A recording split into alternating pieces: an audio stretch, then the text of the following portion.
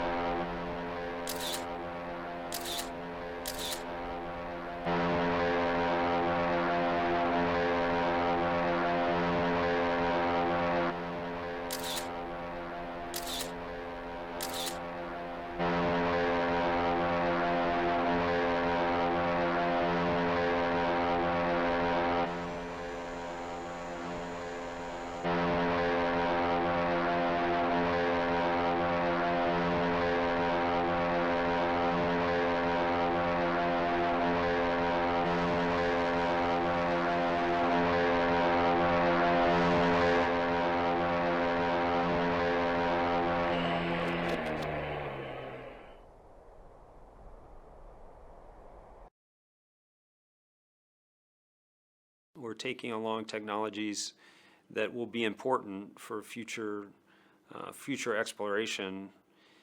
Things like being able to make oxygen from the atmosphere on Mars. If you can make oxygen, you can create obviously oxygen to breathe for astronauts, but also oxygen that can be used as fuel to return people to the Earth. So it's an important technology for human exploration.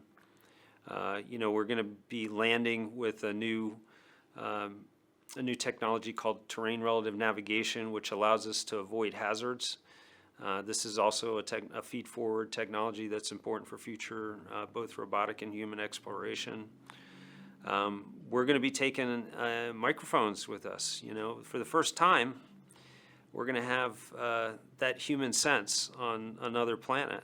We've had cameras many times, or sight, I suppose, but we've never really heard our environment on Mars. And I think it's going to be exciting to hear the entry, descent, and landing activities on the spacecraft and hear the wheels turning on the surface of Mars. I think it will give the project a sense of presence for people, and I hope that's exciting to people as well.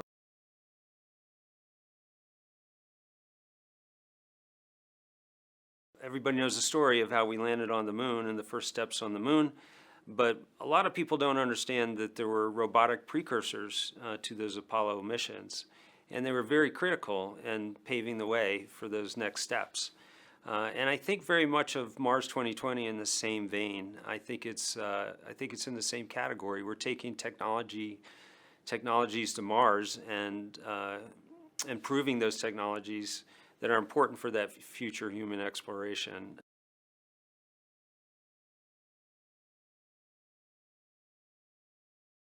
I think everybody involved in the project and associated with the mission has said to me that I've talked to, boy, you couldn't have named this thing any better since we've had to deal with the pandemic. And as I said before, when it hit, it was kind of like walking into a dark, blind alley. You just didn't know what was out there in front of you. And so it took some faith to go forward and a determination to deal with whatever came your way. And I think, you know, that's the definition of perseverance, right? I mean, that's what you need to do to get through this kind of thing. And I think everybody that I've talked to has said the same thing, which is you just couldn't have named this thing any better.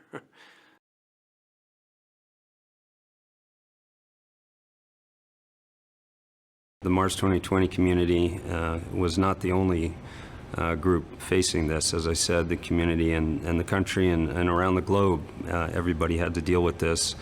I asked the team a couple months ago if they would like to do something to kind of symbolize and mark these challenges that we faced, and they designed something that we called a COVID-19 Perseverance Plate. This is a plate that's now affixed to the port side of the rover. It has a symbol of a globe representing all of us that face this challenge together, the spacecraft leaving the Earth on its way to Mars, and all of this supported by the now familiar staff and servant of the medical community. The community that was really on the front lines, keeping us safe. And you know, they really inspired us, I think, through this period, and we hope that this plate and we hope that this mission, in some small way, can inspire them in return.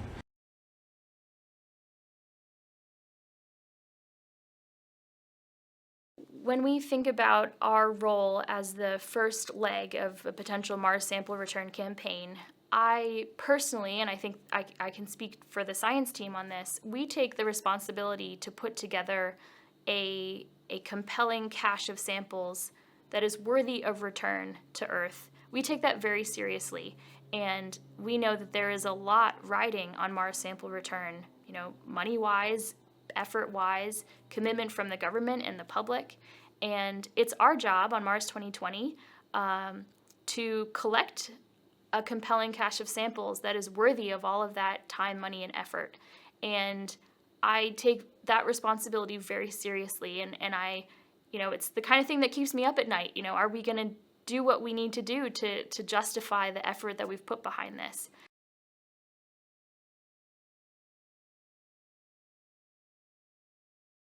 Yeah, so Jezero Crater is unique on Mars. It's a unique place, and it's a very special place. And we know now, thanks to previous orbiter missions and rover missions, that there are a lot of craters on the surface of Mars that could have once hosted ancient lakes, and we have evidence that that's true. But not every lake or crater that we think had a lake actually preserves evidence that that lake was there. In Jezero, we have probably one of the most beautifully preserved delta deposits on Mars in that crater, in Jezero Crater, for us to study and to rove. And we can see that. We also know, thanks to the geography there, we have an inlet valley and an outlet valley. So we know that this crater basically filled up like a bathtub. Water flowed in, water flowed out.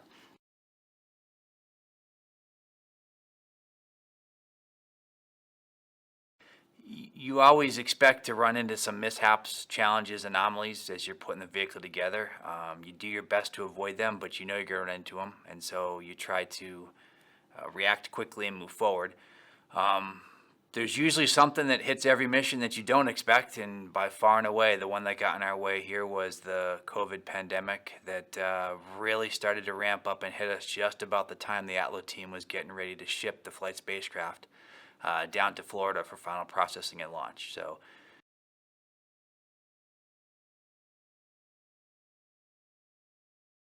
at this time, Mars Helicopter Ingenuity is fully integrated on the rover. The helicopter is stowed under the belly pan of the rover and has been checked out to be fully operational in the configuration that is going to be launched and operated in space. So with the helicopter ready for launch, our team is now working on preparing for operations after launch. We are updating our tools, our simulations, and rehearsing for the scenarios that we're going to encounter.